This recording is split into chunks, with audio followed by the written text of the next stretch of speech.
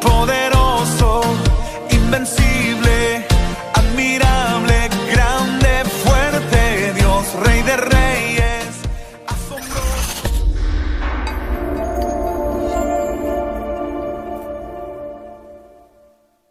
Y amén.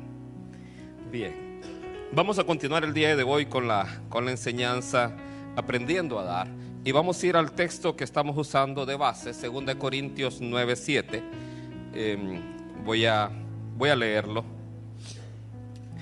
Dice la escritura: cada uno dé como propuso en su corazón, no con tristeza o por obligación, porque Dios ama al dador alegre. Entonces, este pasaje que está allá en el Nuevo Testamento nos enseña la manera en que cada uno de nosotros debe dar al Señor. Dice que cada uno dé como propuso en su corazón. Estoy usando en este caso la versión textual del libro o de la Biblia, y nos menciona que no tenemos que hacerlo ni con tristeza, ni por obligación o por necesidad, dicen algunas versiones también, porque Dios ama al dador alegre. ¿Quién es el dador alegre? ¿Quién es la persona que da con alegría? Es aquella persona que tiene agradecimiento en su corazón. Y la manera en que nosotros damos a Dios es una manera en gratitud. ¿En gratitud a qué? En gratitud a todo lo que Él ya nos ha dado. Él murió en la cruz por cada uno de nosotros, nos ha dado vida eterna. Y dice la Escritura que Dios nos ha bendecido con toda bendición espiritual en los lugares celestiales en Cristo. Así que por medio de esa gracia, que es por medio de Cristo Jesús, nosotros ya hemos sido bendecidos. Leíamos o estudiábamos la semana pasada el capítulo 15 de Hechos, un capítulo trascendental especialmente para nosotros que no somos israelitas. ¿Hay alguien aquí que sea de Israel, de la nación? ¿Alguien? Nadie, ¿verdad? Entonces los que no somos israelitas, especialmente los hombres, damos gracias por ese capítulo. Porque ahí estaban discutiendo si había que circuncidar o no a los hombres y además guardar la ley. Entonces los fariseos cristianos querían que los que no eran israelitas fueran circuncidados y además que guardaran toda la ley. Pues en ese primer concilio de Jerusalén, ahí Pedro se pone de pie y explica que la ley ha sido algo que ni ellos han podido cargar, que ni siquiera ellos han podido llevar.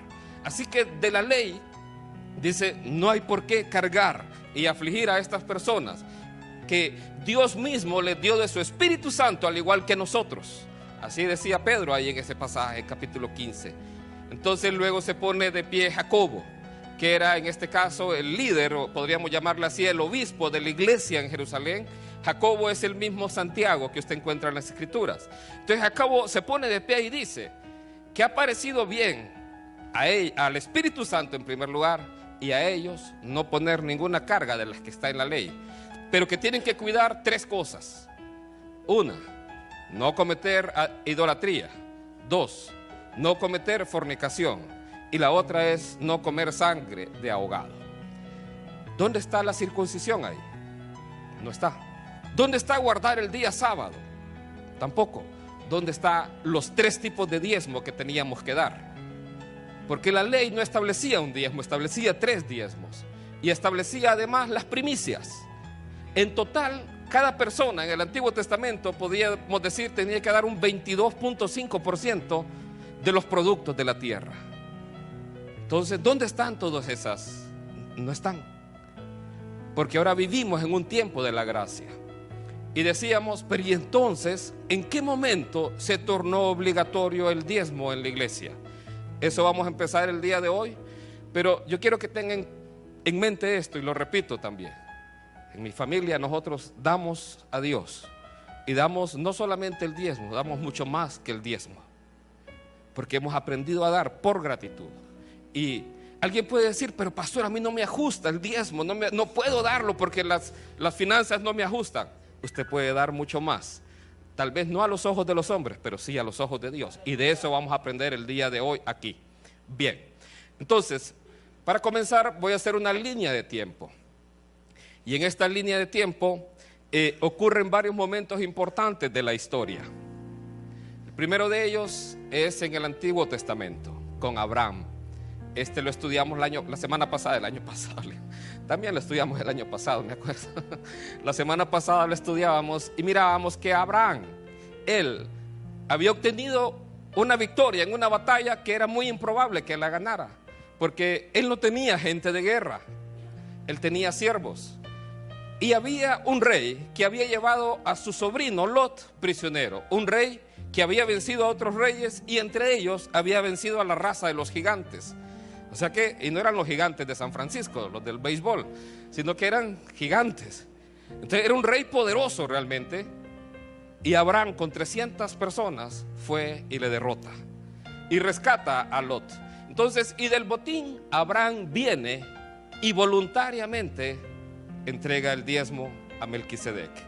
Melquisedec, rey, sacerdote, un tipo de nuestro Señor Jesucristo, que también es rey y es sacerdote. En este caso recibe los diezmos de Abraham en agradecimiento. Vea que Abraham, antes de dar el diezmo, había obtenido victoria en batalla, había sido bendecido por Melquisedec, había recibido de parte de Melquisedec pan y vino. Y Abraham, sin que nadie lo obligue, sin que nadie le diga, ni que se lo deduzcan de planilla, de ninguna manera, Abraham da el diezmo de todo. No el diezmo de los productos de la tierra, sino de todo. Le da a Melquisedec en agradecimiento. Dice que Abraham reconoció una grandeza en Melquisedec, realmente, para poder darle a él los diezmos. Melquisedec representa ese sacerdocio eterno de nuestro Señor Jesucristo, porque Jesús es un sumo sacerdote del orden de Melquisedec. ¿A qué se refiere eso? En primer lugar, a que es un rey y es un sacerdote, y además que es eterno. Entonces ese es el sacerdocio. Varios siglos después que ocurre en la historia, ocurre esto: la ley que es dada por medio de Moisés, la ley que Dios le da a Moisés, y ahí se instituye un sacerdocio levítico, un sacerdocio que es temporal, un sacerdocio que era por un tiempo solamente. Ese sacerdocio había que sostenerlo, y para sostenerlo es donde se instituye la obligatoriedad de los diezmos. Aquí, si alguien no diezmaba, recibía maldición. Si alguien lo hacía, recibía bendición. De hecho, Malaquías usted lo puede ver: maldito sois con maldición, porque toda la nación me habéis robado. ¿En qué te hemos robado? En vuestros diezmos y vuestras ofrendas. Entonces ahí en la ley había maldición para quien no diezmaba. Entonces, y eso fue dado por Moisés. ¿Qué pasó después? Viene el tiempo de la gracia, un nuevo pacto por medio de nuestro Señor Jesucristo. Y Cristo Jesús nos libró de la maldición de la ley, que era hecha por nosotros maldición. Él nos libró de esa maldición. Y en Cristo Jesús nosotros venimos y tenemos la libertad. Y como vimos en Hechos 15, ya no guardamos la ley, porque no somos salvos por obras, somos salvos por fe. Entonces Dios nos ha librado de esa maldición, porque ninguno podía cumplir la ley. Y ojo, el que intenta cumplir la ley es culpable, porque tiene que cumplirla toda. Ahí Raúl tiene una chileta al final para los que quieran intentarlo. Pero y entonces la iglesia en ese momento, y de eso va a tratar el primer punto que vamos a ver hoy, en sus primeros siglos no daba el diezmo como una obligación, daba simplemente por generosidad, por alegría. De eso vamos a tratar hoy. Pero ¿y cuándo se puso obligatorio el diezmo? Bien, año 567. La Iglesia Católica determina que el diezmo es obligatorio. Y 2 décadas después, aproximadamente un par de años después, en otro concilio, se decreta que quien no dé el diezmo es alguien que hay que excomulgarlo de la fe. La diferencia entre ese diezmo y el diezmo que hoy se practica en muchas iglesias es: ese diezmo era para toda la ciudadanía, no era para los miembros de la congregación, era para toda la ciudadanía. Había 2 formas en que la Iglesia Católica recogía ese diezmo. En primer lugar, la iglesia misma lo hacía, y en otra forma también la daba en arrendamiento. Lo que hacía es, venía y nombraba a una persona ahí de la zona, digamos Mauricio, póngase de pie Mauricio. Entonces venía la Iglesia Católica y decía: todos los que estamos acá hoy pueden dar más o menos esta cantidad. Entonces se nombraba a Mauricio, y Mauricio dice: yo voy a recoger esa cantidad. Y entonces esa cantidad él la recogía y luego la entregaba a la Iglesia Católica. Eso daba lugar a lo siguiente, a que si Mauricio recogía una cantidad más allá de la que la Iglesia Católica esperaba, Mauricio salía con una ganancia extra. Chivas, Mauricio. Siente. ¿Hasta cuánto duró esto? Yo quiero que vea hoy cómo es la historia, ¿verdad?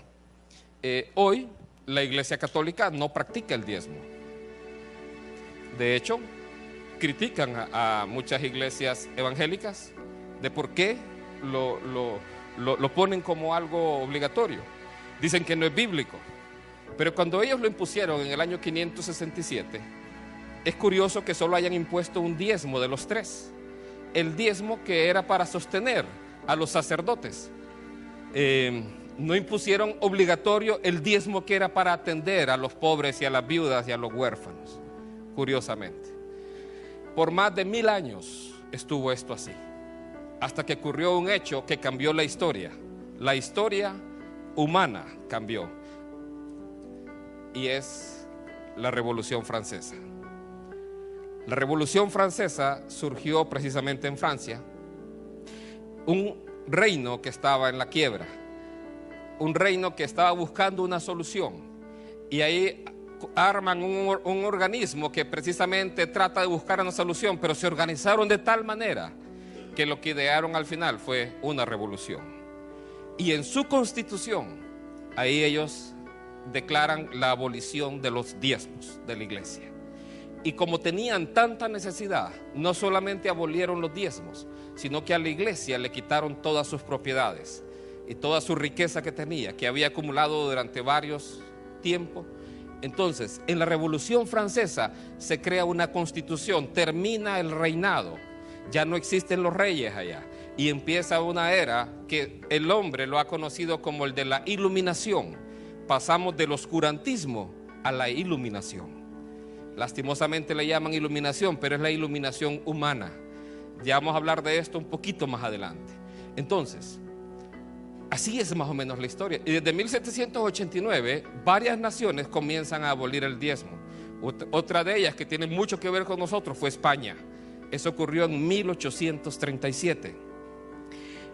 Cuando estudiaba este tema, la pregunta principal era esa: ¿cuándo se hizo obligatorio el diezmo? ¿Y cuándo fue que se cambió en el caso de la Iglesia Católica? Es curioso porque siempre que estudiaba este tema me encontraba documentos históricos, y lo más viejo que encontraba era del año 1800, y la razón es por esto. Porque con la Revolución Francesa se quita el diezmo, pero muchos sacerdotes católicos salen a generar documentos y libros que usted los puede encontrar, y tengo varias copias en electrónico de distintos documentos de esa época defendiendo el diezmo.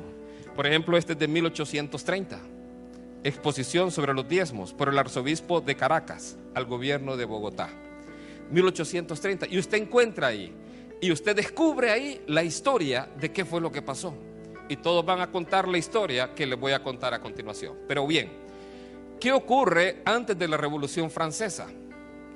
Esto, la Reforma Protestante. Ocurrió antes de la Revolución Francesa. Entonces también desde ahí, algunas cosas que se determinaron como tradición son heredadas también.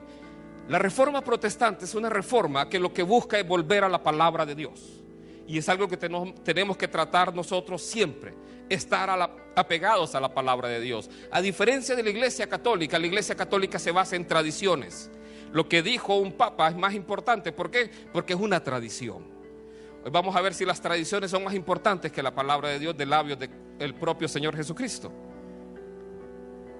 Desde el tiempo de la gracia, esta es la forma que a nosotros se nos enseña a dar. Dios ama al dador alegre. Esa forma de dar se parece más a esta, a la que Abraham dio, un diezmo o una ofrenda por agradecimiento. ¿Cuánto tiene que dar usted? ¿Cuánto debe dar usted a Dios? Esa pregunta también la vamos a contestar hoy durante esta enseñanza. Y vamos a ir al libro de Hechos, capítulo 2. Y vamos a conocer la historia que todos los que defendían el diezmo de parte de la Iglesia Católica cuentan. Le decía a mi esposa, ¿cómo quisiera tener acceso a los documentos históricos del Vaticano para poder determinar mucho de eso? Pero gracias a Dios ocurrió ese evento de la Revolución Francesa y todos los que salieron en defensa del diezmo exponen lo siguiente: la razón por la cual la iglesia hizo obligatorio el diezmo en el año 567. Hechos 2:45. Dice así: y vendían sus propiedades y sus bienes, y lo repartían a todos según la necesidad de cada uno. Y perseverando unánimes cada día en el templo y partiendo el pan en las casas, comían juntos con alegría y sencillez de corazón, alabando a Dios y teniendo favor con todo el pueblo. Y el Señor añadía cada día a la iglesia los que habían de ser salvos. El tiempo de la iglesia primitiva era un tiempo de mucha comunión, mucha convivencia. Era un tiempo donde ser cristiano era sinónimo de amor, de fidelidad, de lealtad. Ahí no había diferencia. Entonces, en aquel tiempo, si había una necesidad, dice que la gente daba, y daba en abundancia para satisfacer las necesidades de todos. Yo creo que hacia eso la iglesia debe de apuntar también. Debe de apuntar a que si hay necesidad en el cuerpo de Cristo, sin importar de esta congregación o de la otra congregación, porque somos un solo pueblo en el Señor, debemos ayudarnos unos a otros.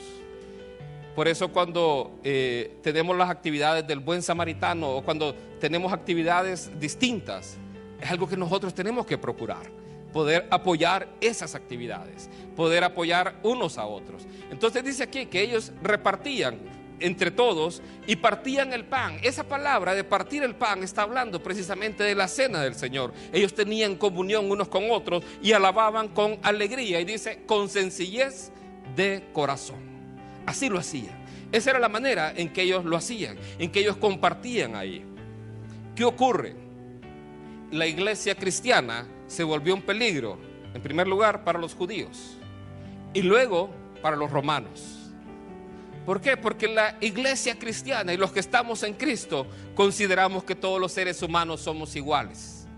Consideramos que ante Dios cada uno de nosotros es igual. Entonces, mientras que en el tiempo de los romanos había esclavitud, los judíos tenían temor. ¿Por qué? Porque muchos de los judíos se estaban convirtiendo al cristianismo. Entonces, y todo aquel aparato religioso que existía de sacerdocio estaba llegando a su fin. Entonces, ¿qué ocurre? Apocalipsis 2:9. Empieza un tiempo de persecución contra la iglesia. Empieza un tiempo de persecución contra la iglesia. Apocalipsis 2:9.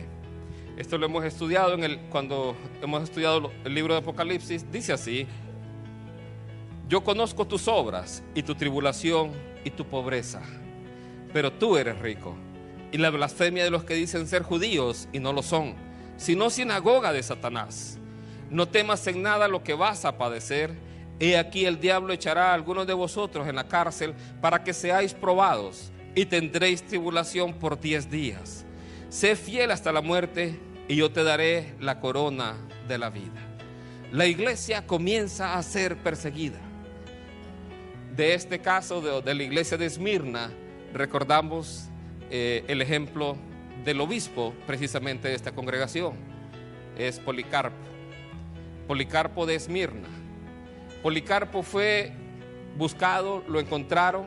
Cuando lo encuentran, los soldados que lo apresaron, Policarpo se presenta, les da comida y todo. Mientras iban en camino, le decían a Policarpo: niega tu fe, reconoce que el emperador es rey. Y Policarpo se mantenía firme. Mira que te van a hacer daño y tú eres una muy buena persona, todo el mundo habla muy bien de ti. Y Policarpo se mantenía firme. Lo llevaron allá y en la hoguera él perdió su vida. Él es precisamente una de las personas de las cuales este pasaje habla. Habla de la iglesia a Esmirna, el mensaje a la iglesia de Esmirna. Esmirna significa mirra. La mirra precisamente era el aceite con el cual preparaban a los difuntos. Entonces, hay muchas leyendas que cuentan sobre la muerte de Policarpo, pero ahí empieza la persecución en aquel tiempo. ¿Hasta cuándo duró la persecución? Hasta el año 313 de nuestra era. cuando el emperador Constantino instituye que el cristianismo es la religión oficial del imperio. Eso hace un cambio radical. ¿Por qué? Porque ya no es la religión pagana la religión oficial del imperio, sino que es la religión cristiana la religión oficial del imperio. Ustedes ven que aquí dice que la iglesia era pobre. Dice aquí, pero tú eres pobre. ¿Por qué era pobre? Porque todas las propiedades se las había quitado el imperio. Se las habían quitado, les habían expropiado. Ahora todo empieza a volver. ¿Y qué ocurre con aquellos que practicaban la religión pagana? Pues aquellos que eran sacerdotes de la religión pagana, bueno, ahora la religión es cristianismo, volvámonos cristianos ahora. Entonces se volvieron cristianos. ¿Y qué pasó? Introducen prácticas a la iglesia como la veneración de imágenes, como el culto a María, porque antes habían diosas, entonces introducen el culto a María, introducen la adoración de imágenes y todo un montón de santos, porque tenían antes un montón de dioses. Así es como ocurre una mezcla entre el cristianismo y la religión pagana. Y eso se llama, en nuestro tiempo, Iglesia Católica Apostólica Romana. Así se llama. Entonces, durante todo ese tiempo ocurre eso. Tome nota, año 313. ¿Qué pasa con el tiempo? Con el tiempo ocurre que ante una iglesia que practica falsa doctrina, y lo hemos visto cuando hemos estudiado el libro de Apocalipsis, el amor de las personas se enfría. Las personas se enfrían. ¿Y qué pasa con las ofrendas? También empiezan a cesar. Ya no daban con el corazón que daban antes, ahora dan menos. Al imperio se le hace una carga grande y pesada el aparato religioso que había, porque había un montón de puestos. Ya no los podían sostener. Entonces la iglesia decide en el año 567 poner el diezmo como obligatorio. Esa es la historia por la cual ocurre que el diezmo llegó a ser obligatorio por parte de la institución, en este caso de la Iglesia Católica Romana. Pablo había anticipado estos tiempos donde el interés en las personas era monetario. Hechos 20. Pablo había anticipado que esto iba a ocurrir cuando él muriera, cuando él falleciera. Iban a empezar a ocurrir todos estos eventos. Dice así, este es un pasaje que hemos estudiado bastante, Hechos 20, 28. Por tanto, mirad por vosotros y por todo el rebaño en que el Espíritu Santo os ha puesto por obispos, para apacentar la iglesia del Señor, la cual Él ganó por su sangre. ¿Quién ganó la iglesia del Señor? Él. Fue Él, no es ninguno de nosotros, fue Él solamente. Porque yo sé que después de mi partida entrarán en medio de vosotros lobos rapaces que no perdonarán el rebaño. Entonces, después de su partida empezaron a ocurrir precisamente muchas personas queriéndose aprovechar de eso. Pedro decía, por avaricia harán mercadería de vosotros. Entonces, eso es algo que iba a ocurrir. Ahora, esta es la razón por la cual el diezmo llegó a ser obligatorio.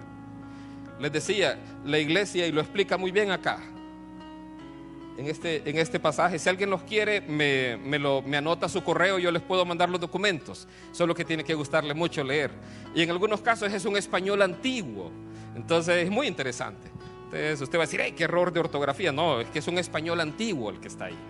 Entonces ellos dicen que al principio no era necesario poner ninguna obligación porque la gente daba y daba en abundancia. Entonces con eso se sostenía la iglesia y no era necesario poner ninguna ley del diezmo. Pero a medida que el amor se fue enfriando en los fieles, entonces hubo que poner una ley. Ahora, y dicen, no es algo que Dios dijo, es algo que Dios dejó a la iglesia para que la iglesia pudiera tomar la decisión de ponerlo como una ley. Entonces aquí donde cada quien tiene que decidir, ¿va a hacerle caso a la palabra de Dios o lo que alguien dijo? Curiosamente, las personas que hicieron esto hoy dicen que no es bíblico. Entonces, eso pasó así. Por más de 1000 años se estuvieron cobrando los diezmos a las personas por parte de la iglesia. Y era a toda la ciudadanía de una nación. No era solamente a los fieles miembros de una iglesia. Nosotros como creyentes, y como se los decía, tenemos que aprender a dar. Y a dar como nos enseña la palabra de Dios.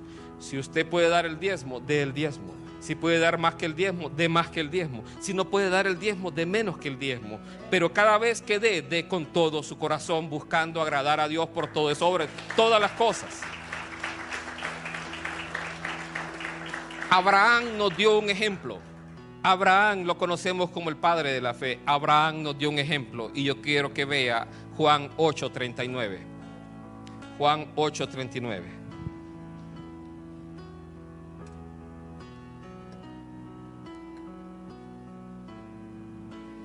Juan 8:39. Dice así. Respondieron y le dijeron: nuestro padre es Abraham. Jesús les dijo: si fueseis hijos de Abraham, las obras de Abraham haríais. Las obras de Abraham haríais. ¿Cuáles eran las obras de Abraham? Abraham actuaba con fe. Abraham daba por agradecimiento. Así actuaba Abraham. Entonces nosotros tenemos que imitar, o Dios nos llama a imitar esas conductas.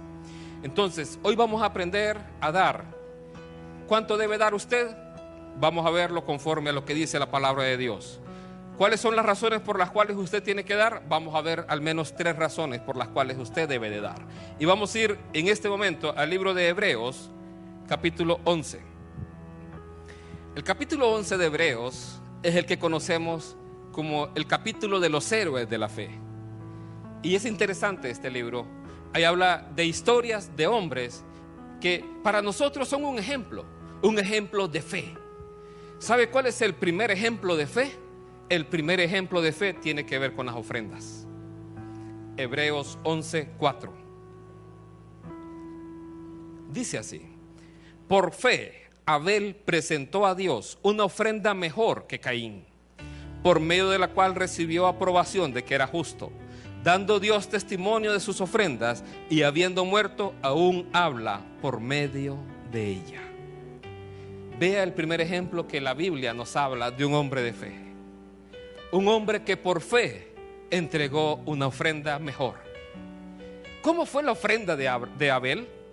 Dice que Abel fue y agarró de lo primogénito de su rebaño, de lo más gordo. Por eso yo soy gordito, porque así agrado a Dios. Son bromas. Cuando le digo a Susan mire, a Dios le gustan los chicharrones porque le gusta lo gordo. Entonces vamos, adelante. Bien, hoy no vino Susan. Vea cómo era la ofrenda de Abel. Él la escogió. Él trajo lo mejor que tenía. ¿Por qué? Porque él quería agradar a Dios. Vea que la forma en que usted ofrenda es una forma en que usted muestra fidelidad a Dios. Es una forma en que usted muestra su fe en Dios. ¿Cuánto ama a Dios? Entonces aquí vemos que Abel quiso traer lo mejor que él tenía, de lo mejor que él tenía disponible, él lo trajo y lo presentó a Dios. Cuando usted ofrenda, da por salir del paso, da por obligación, da porque es el momento de las ofrendas. ¿O cómo prepara su ofrenda? ¿La prepara de todo corazón? Vea que Abel, dice la escritura, que sin fe es imposible agradar a Dios. Lo que Abel estaba buscando era agradar a Dios. Cuando usted ofrenda, se toma el tiempo para pensar: ¿quiero agradar a Dios con mi ofrenda? ¿Estoy agradando a Dios con la manera que estoy dando? ¿O doy lo que me sobró del expreso americano o de la pulpería? ¿De qué manera preparo yo mi ofrenda? La ofrenda es una disposición del corazón. Entonces, aquí vemos que Abel presentó a Dios de lo mejor que él tenía y lo trajo delante de él. Y vea, y en algunas versiones dice en el libro de Génesis que vio Dios con agrado a Abel y a su ofrenda. Quiero que vea cómo delante de Dios somos así, presentados agradables por actuar con fe. ¿Cómo actuamos con fe? Cuando ofrendamos buscando agradar a Dios. De esa manera está usted agradando a Dios. ¿Es la cantidad lo importante? Bien, ya lo vamos a ver. ¿Cuánto tiene que dar? Ya lo vamos a ver. No me interrumpa. Es Carlitos el que me interrumpe. Hechos 20. Veamos otro ejemplo. El ejemplo del apóstol Pablo. Hechos 20.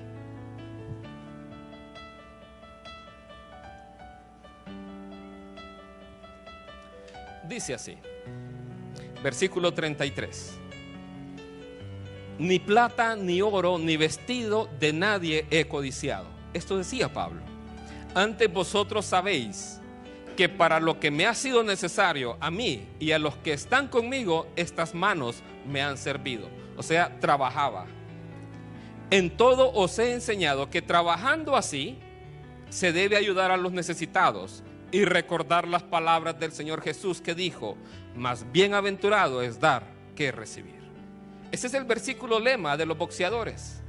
Es más bienaventurado dar que recibir. Ve acá. Pablo, apóstol, fariseo, hebreo de hebreos, recibió la mejor educación que en aquel tiempo podía recibir. ¿Qué ejemplo nos da él? Trabajaba. Él trabajaba. Él no solamente, además de enseñar la palabra, él trabajaba. Él dice: no uso ese derecho para no poner en ustedes una carga, no poner un tropiezo, sino que con la libertad poder dar la palabra gratuitamente. Y no me quiten esta mi gloria, dice. Pablo trabajaba, un apóstol trabajando. Interesante, ¿verdad? Entonces, ¿por qué trabajaba Pablo? Porque él quería dar ejemplo a la iglesia de poder ayudar a otros, de poder ayudar a los necesitados, porque es más bienaventurado dar que recibir. Yo quiero que vea que el principio que Pablo estaba tratando de enseñarle a la iglesia es dar a otros, dar a la necesidad, dar a los que necesitan. Él podía usar de su derecho como apóstol, como alguien que predicaba, que anunciaba la palabra, para que vivir del evangelio, que ya lo vamos a ver también. Pero él no usaba de ese derecho para que no fuera para ninguno de ellos una carga, sino que él trabajaba con sus propias manos para sostenerse él y los demás, y así también ayudar a otros. ¿Cuánto tiene que dar usted? Primera de Corintios 16. ¿Cuánto tiene que dar usted?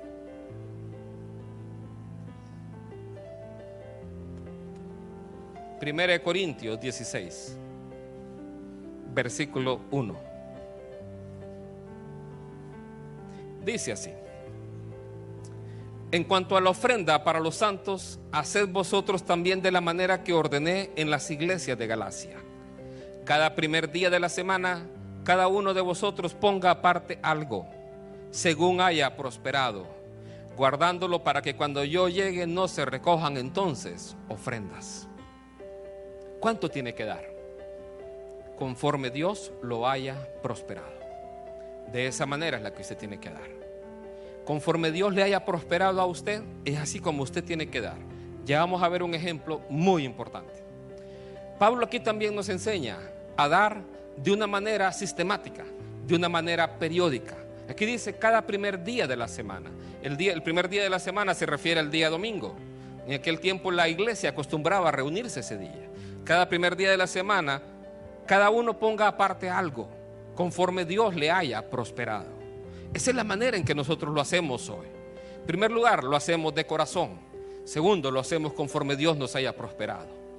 Entonces, aquí Pablo les enseña esto a la iglesia. Y que cuando él llegue dice: no se recojan ofrendas. En aquel tiempo estaban recogiendo una ofrenda para llevarla a Jerusalén, porque había ocurrido hambre en Jerusalén. Entonces ocupaban precisamente ofrendas. Por eso dice: en cuanto a la ofrenda para los santos. Ahora, quiero que veamos el siguiente ejemplo. Lucas 21. Lucas 21, versículo 1.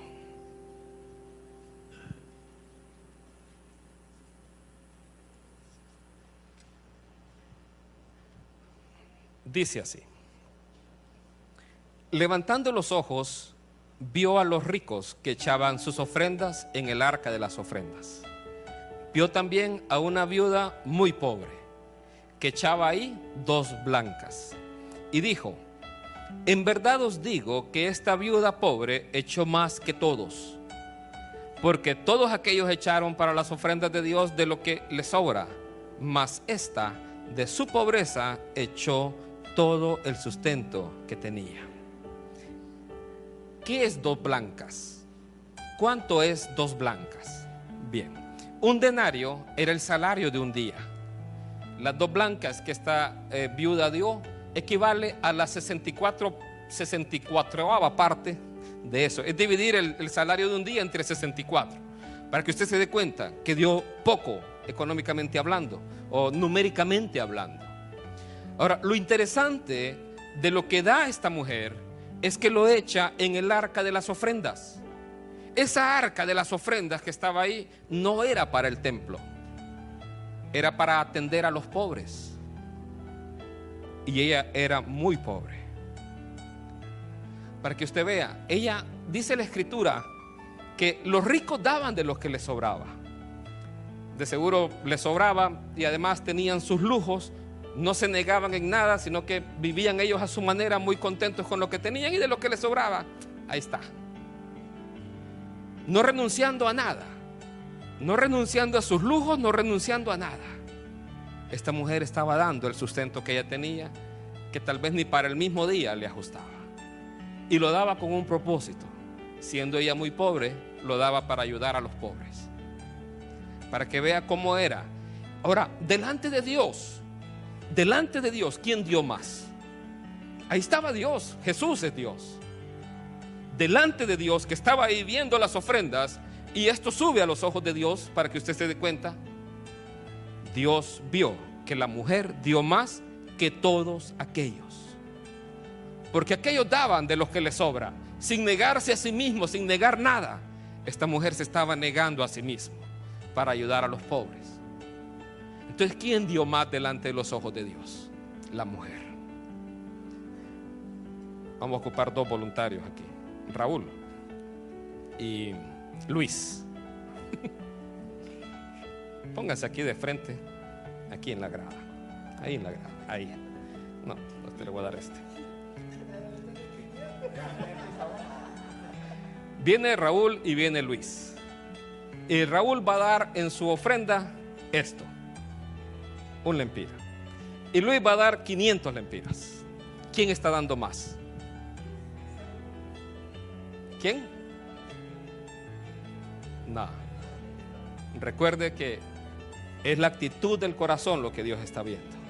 Si Raúl se está negando a de repente a irse a pie hasta su casa y da el dinero de su transporte, y Luis da de lo que le sobró ahí después de haber ido al cine, después de haber comido palomita, fresco y todo, esto me sobró y tiene una buena cuenta de banco, ¿quién está dando más? A los ojos de Dios es Raúl, porque él se está negando a sí mismo. Bueno, muchas gracias, muchachos, devuélvanmelo por favor.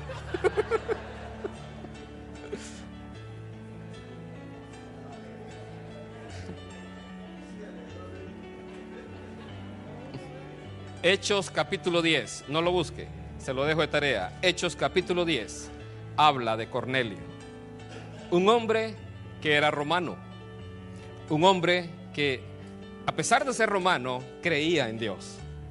Cornelio es alguien que a nosotros especialmente que no somos israelitas, es alguien que nos interesa mucho, porque a Cornelio, que él era alguien que creía en Dios, y dice la escritura que oraba y daba muchas limosnas. Daba limosnas.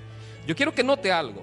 La oración, que es una vida espiritual, va acompañada de las ofrendas. Oración y ofrendas son disciplinas espirituales. Dice la escritura ahí en Cornelio que como Cornelio amaba a Dios, se le aparece un ángel a él. Este ángel le dice que tanto sus oraciones como sus limosnas u ofrendas han subido delante de Dios. Vea. Y se le dice a Cornelio, ve y busca a Pedro. El ángel no le predicó el evangelio, le dijo, ve y busca a Pedro. Y Pedro es quien le presenta a Cristo Jesús como Señor y Salvador. Y ocurre un milagro que nos afecta a todos nosotros que no somos israelitas. Cornelio, al escuchar de Jesús, él recibe el bautismo en el Espíritu Santo y habla en nuevas lenguas. El bautismo en el Espíritu Santo es una evidencia del nuevo nacimiento en el corazón de Cornelio. Entonces, por eso ese pasaje es tan especial para nosotros. Pero quiero que note que lo que el ángel le dijo es: tus oraciones y tus limosnas han subido a los ojos de Dios. ¿De qué forma estamos dando? ¿De qué forma lo hacemos así a la carrera por salir del paso? ¿O realmente es algo que nos proponemos en el corazón? Abel se propuso en su corazón agradar a Dios, y por eso él tenía fe. Entonces, y él con su fe, él lo daba. Mire, aquí nadie va a ver cuánto usted da. No vamos a llevar un control de si da diezmos, ofrendas, lo que sea. Es algo que es entre usted y Dios. Es algo que usted hace entre usted y Dios solamente. Por eso Abel con su fe agradó a Dios. Usted puede dar cualquier cosa aquí. La pregunta es, ¿cómo está usted siendo visto delante de Dios? La viuda delante de Dios fue vista como la mujer que más dio que todos aquellos. ¿Por qué razones tenemos que dar? Bien, Gálatas 2:9. Razones para dar. Razones por las cuales tenemos que dar. Les decía, Hechos capítulo 15 mencionaba, o se dio la discusión si debíamos de guardar o no la ley. Y veíamos que las recomendaciones que le dieron los discípulos de Jesús a Pablo y a Bernabé es que no caigamos en idolatría, que no caigamos en fornicación, entiéndase todo pecado de índole sexual, y que no comamos sangre de ahogado. Pero también le recomendaron una cosa que debemos de cuidar, y este pasaje es una continuación de Hechos 15. Gálatas 2:9 dice así: y reconociendo la gracia que me había sido dada, Jacobo, que es Santiago, Cefas, que es Pedro, y Juan, que eran considerados como columnas, nos dieron a mí y a Bernabé la diestra en señal de compañerismo, para que nosotros fuésemos a los gentiles y ellos a la circuncisión. Solamente nos pidieron que nos acordásemos de los pobres, lo cual también procuré con diligencia hacer. Una razón para dar es para ayudar a los necesitados, es poder ayudar a otras personas. ¿Sabe? Aquí en la congregación tenemos un sueño, y es algo que hemos puesto delante de Dios y queremos hacer en algún momento, en la medida que Dios lo permita. Miren, tal vez hay varias cosas que no tenemos acolchonadas las primeras sillas, solo las del pastor. No tenemos acolchonadas todas las sillas, no tenemos instrumentos, pero lo que sí, y que nos alegra mucho, es que la palabra de Dios dice que donde dos o más reunidos en su nombre, ahí está Dios. Y creemos que cada domingo, cada reunión, aquí está Dios en medio nuestro. Y con eso para nosotros es más que suficiente. Mientras se pueda predicar la palabra, mientras tengamos un lugar donde predicar la palabra, que ya no tengamos tanto calor como al principio, ¿se recuerdan? ¿Va? Ahí había calor humano, ¿verdad? Entonces vamos a apagar un par de aires para que sintamos ese calor humano. Pero un sueño que tenemos algún día es que tengamos una clínica médica, y donde las personas que estén en esa clínica médica, si pueden pagar, está bien que paguen, pero si no puede pagar, también que reciba toda la atención como que hubiera pagado.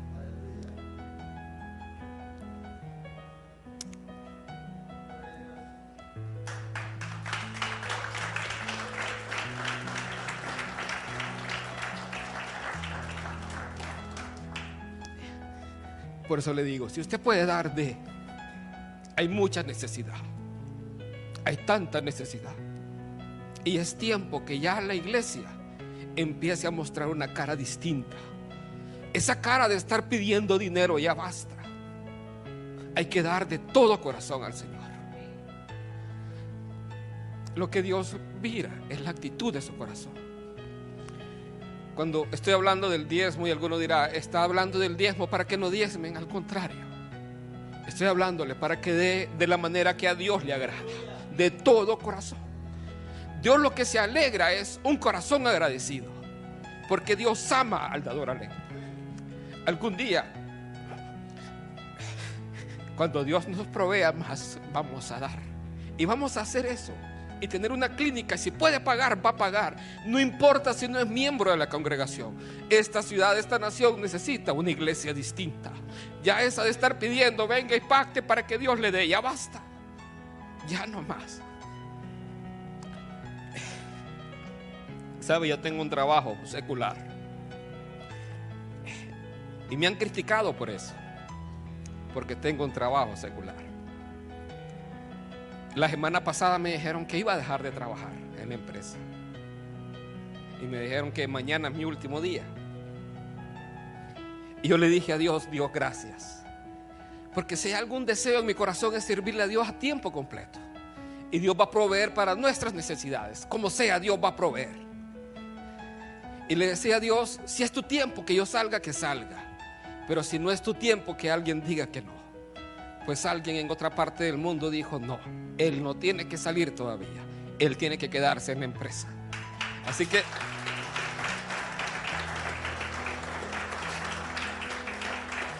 ¿por qué le digo esto? Porque he recibido críticas de por qué soy un pastor que trabaja. Yo creo que no han visto el ejemplo también de Pablo. Trabajo porque quiero servirle a Dios. No recibo un salario y me he propuesto no recibir un salario. Porque hay cosas que se necesitan en la congregación y hay más que dar también. Y bienaventurado, más bienaventurado es dar que recibir. Y sabe, y si tenemos una clínica, no espero tener un doctor al cual no le paguemos un salario, porque el obrero es digno de su salario. Tener enfermeros, médicos, personas que hagan exámenes de laboratorio y que reciban su salario. Pero sin necesidad de estar haciendo colectas y mire y venga y pacte y aquí, no. Porque le estamos enseñando mal a la iglesia cuando hacemos eso. Les enseñamos que Dios es para hacer transacciones bancarias. Venga y dé 10,000 aquí para que Dios le multiplique y le dé 1,000,000. No. Ame a Dios con todo su corazón, con todas sus fuerzas y con toda su mente. Y dé como usted se ha propuesto en su corazón. Si Dios habita en su corazón, usted va a dar conforme a la voluntad de Dios. Simple y sencillamente. Vea, una razón para dar que le encomendaron a Pablo, además de las cosas que no tenían que guardar de la ley, pero que sí tenían que cuidar algunas, es: nunca se olviden de los pobres. Curiosamente le decía que el diezmo instituido en el año 567 solo cuidaba a los sacerdotes, llamando sacerdotes a los sacerdotes del clérigo, no reconociendo que toda la congregación somos sacerdotes, porque nosotros somos linaje escogido, real sacerdocio, nación santa. Nuestro sumo sacerdote es Jesucristo, del orden de Melquisedec. ¿Qué es Melquisedec? Un sacerdocio eterno, un sacerdocio para siempre, un rey y sacerdote. Eso es. ¿Qué más tenemos que cuidar al momento de dar? Vea qué importante, Mateo 15. Y aquí voy con las tradiciones ahora. Había una discusión, los escribas y fariseos, antes de este pasaje de Mateo 15. Los escribas y fariseos le reclamaban a Jesús: ¿por qué tus discípulos no cumplen la tradición de lavarse las manos antes de comer? ¿Sabe? Cuando mi esposa y yo ando mucha hambre y llego y no me lavo las manos, ella me reclama. Escrito está, le digo.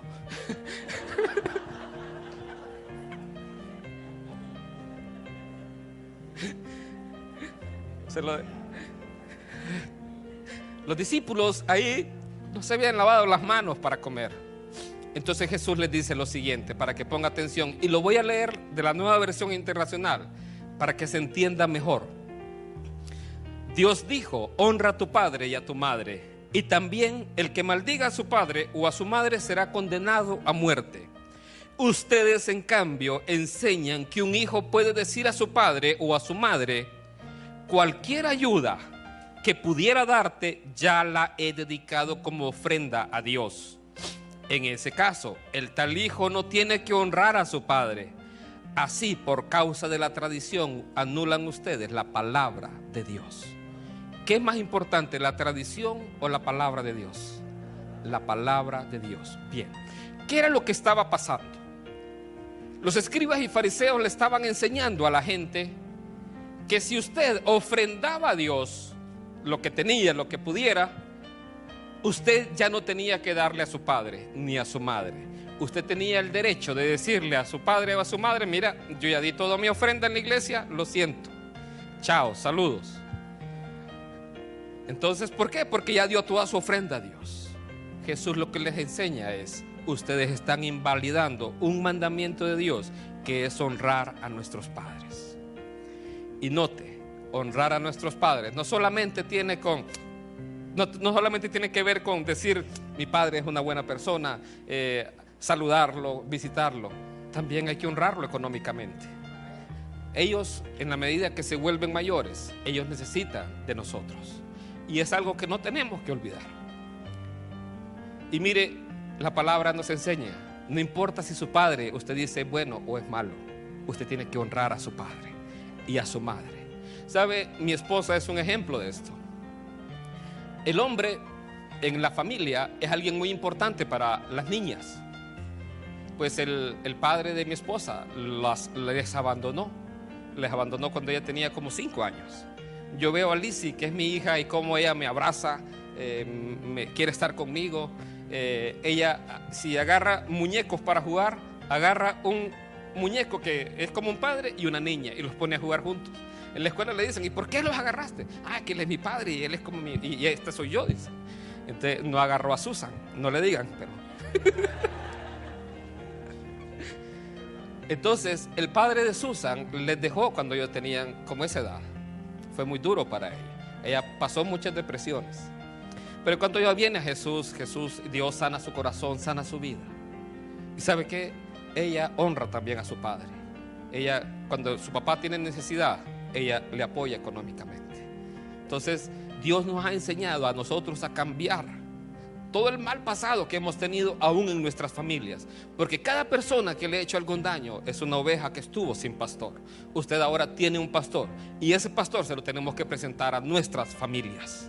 Entonces, cuando demos, póngame atención, cuando usted dé a Dios, no dé al punto que no pueda cumplir con sus obligaciones con su familia, ni con su padre, ni con su madre, ni con su familia más cercana. Cumpla con su familia también y cumpla con Dios. ¿Por qué razón más tenemos que dar? 1 Corintios 9. ¿Por qué razón tenemos que dar también?